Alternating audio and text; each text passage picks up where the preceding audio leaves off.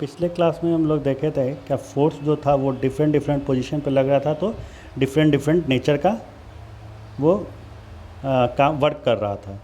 अब देखिए हम लोग देखेंगे सीयर फोर्स। हम लोग क्या देख रहे थे कि ये टेंसाइल फोर्स था, मतलब इसको जो है हम किसी रॉड को खींच रहे हैं या फिर उसको दबा रहे हैं। अब हम देखेंगे सीयर फोर्स।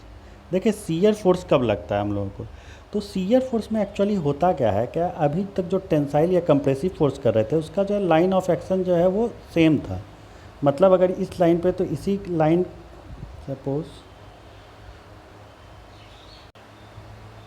सपोज अगर इस लाइन पे है तो ये इसी लाइन के एक्शन में जो है ये लग रहा था।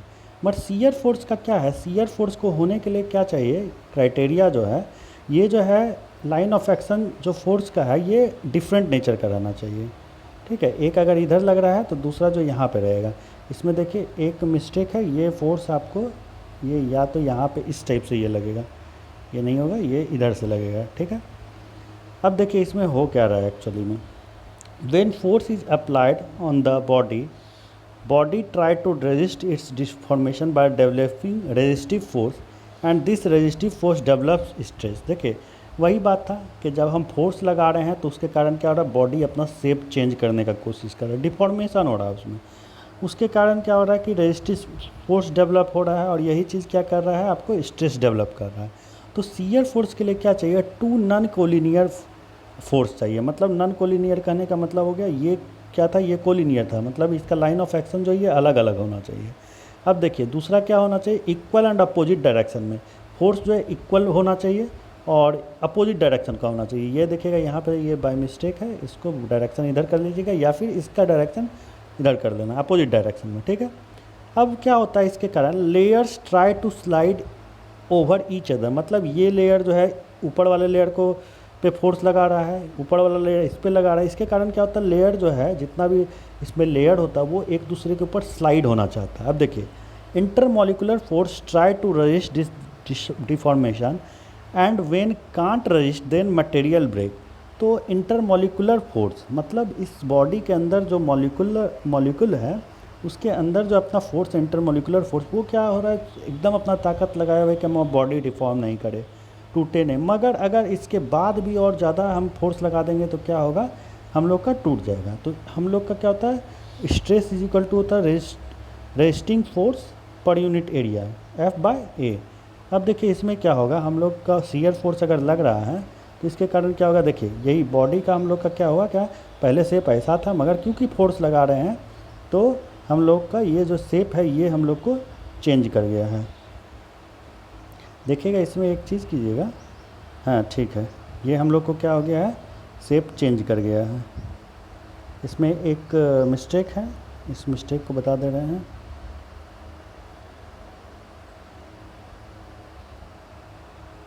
देखिए मिस्टेक में कुछ नहीं था, मिस्टेक में ये है कि P जब इधर लग रहा है तो इधर खींच रहा है, ये वाला जो नेचर ऑफ फोर्स है इसको हम लोग इधर कर लेंगे। ठीक है, ये जैसे उस टाइम हम इसको इधर किए थे नहीं, क्योंकि हम लोग बॉडी इधर डिफॉर्म करवाए हैं। तो क्या है हम लोगों को कि इसके कारण क्या है, बॉडी हम लोग को डिफॉर्म कर गया। ये था सीयर फोर्स। सीयर फोर्स के लिए क्या होना चाहिए, क्या टू नॉन कोलिनियर रहना चाहिए, इक्वल एंड अपोजिट डायरेक्शन। अब चलिए आगे देखते हैं। अब देखिए फिर से हम लोग का आगे स्ट्रेस। स्ट्रेस क्या है इसको हम देखेंगे, the force of resistance per unit area offered by a body against deformation is known as stress. ठीक वही बात है जो पढ़ रहे थे, क्या हम फोर्स लगा रहे हैं किसी पे, वो बॉडी अपना शेप चेंज करना चाह रहा है, मतलब डिफॉर्म होना चाह रहा है। उसी के कारण एक रेजिस्टेंस अंदर में डेवलप हो रहा है, उस बॉडी के अंदर क्या हो रहा है, रेजिस्टेंस डेवलप हो रहा है। तो वही रेजिस्टेंस जो डेवलप हो रहा है, तो फोर्स ऑफ रेजिस्टेंस और जो बॉडी का जो क्रॉस सेक्शनल एरिया है तो उसको डिवाइड कर देंगे तो वही हम लोग को क्या दे देता है, स्ट्रेस दे देगा। The external force acting on the body is called load and force. तो मैथमेटिकली कैसे लिखते हैं, तो स्ट्रेस को सिग्मा से लिखते हैं, sigma is equal to P/A हो जाता है। तो ये सिग्मा स्ट्रेस है, इसको न्यूटन पर मीटर स्क्वायर इसका यूनिट होता है।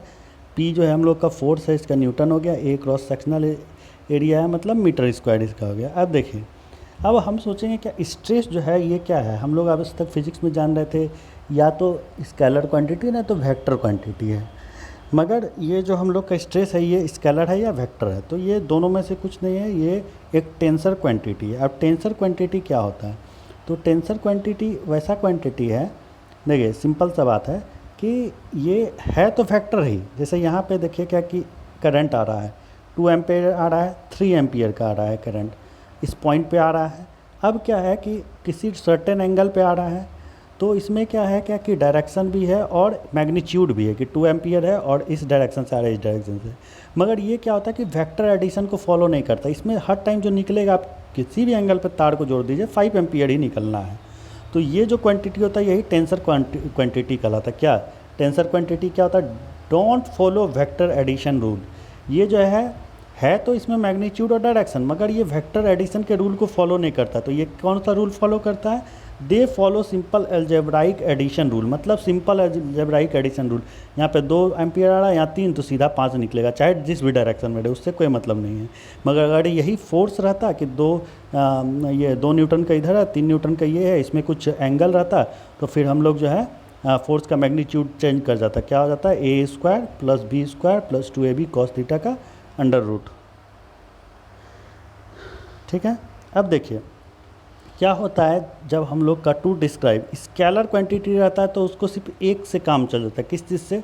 तो मैग्नीट्यूड से उसका काम चल जाता है। मैग्नीट्यूड दिया हुआ है क्या हमको, अगर स्पीड है, अगर स्पीड जो है हम 60 km/h से चल रहे हैं तो स्केलर क्वांटिटी है। वही अगर वेलोसिटी का बात करेंगे तो डायरेक्शन बताना होगा कि 60 km/h हम लोग किस डायरेक्शन में चल रहे हैं, नॉर्थ, साउथ, ईस्ट, वेस्ट।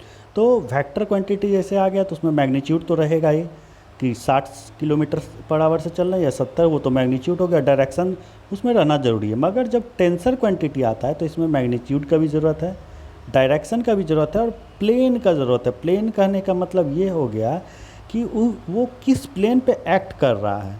मतलब अगर सपोज़ मेरा बॉडी ये है और हम लोग फोर्स लगा रहे हैं, तो हम लोग को अगर फोर्स लगा रहे हैं तो हम लोग का जो ये फोर्स है जिसके कारण क्या स्ट्रेस डेवलप हो रहा है, तो स्ट्रेस मेरा इस क्रॉस सेक्शनल एरिया पे डेवलप हो रहा है या फिर इस क्रॉस सेक्शनल एरिया पे डेवलप हो रहा है। किस क्रॉस सेक्शनल एरिया पे डेवलप हो रहा है, ये चीज़ जो है, ये चीज़ का भी हम लोग को रिक्वायरमेंट होता है। तो प्लेन का ज़रूरत पड़ता है। तो टेंसर में जो है मैग्नीट्यूड भी चाहिए, डायरेक्शन भी चाहिए और प्लेन भी चाहिए कि किस प्लेन में जो है मेरा एक्चुअल में वो स्ट्रेस लग रहा है। अब देखिए टाइप्स ऑफ स्ट्रेस डिस्कस करेंगे, ये नेक्स्ट वीडियो में करते हैं।